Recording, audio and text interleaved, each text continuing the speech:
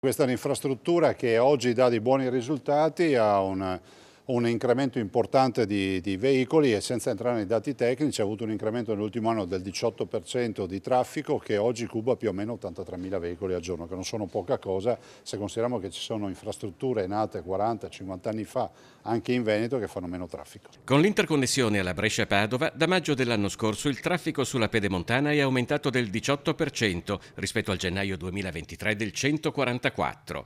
È una difesa del valore strategico che questa infrastruttura rappresenta per il territorio produttivo del Veneto, quella che intendono dimostrare i numeri alla mano presidente e vicepresidente della regione Luca Zaia ed Elisa De Berti. Il dato positivo per togliere di mezzo le polemiche è che sicuramente la Pedemontana è un'infrastruttura che serve perché sta dando delle soddisfazioni. È stata costruita nella zona più industrializzata del Veneto per dare una risposta anche alle necessità delle aziende e dei mezzi pesanti di potersi muovere in sicurezza, inquinando meno e arrivando più velocemente ovviamente a destinazione. Il traffico pesante sta crescendo molto di più rispetto alle previsioni. Lo scorso 20 giugno la Pedemontana ha raggiunto gli 84.447 passaggi al giorno, con un introito di 525.300 euro, di cui oltre il 40% generato dal traffico pesante. Sta funzionando anche lo sconto del 60% sul pedaggio per i veicoli leggeri dotati di telepedaggio, introdotto lo scorso 10 marzo a chi percorre fino a 2 tratte giornaliere da 25 km ciascuna. C'è un incremento generale sostanzialmente su tutta l'infrastruttura del 35%, siamo arrivati anche a un incremento dei mezzi leggeri dal lunedì al venerdì del 35%,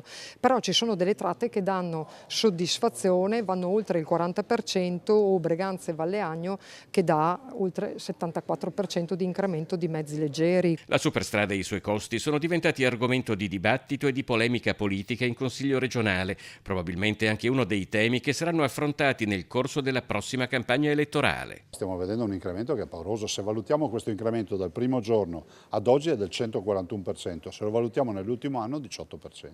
Perché continuano ad esserci così tante polemiche allora?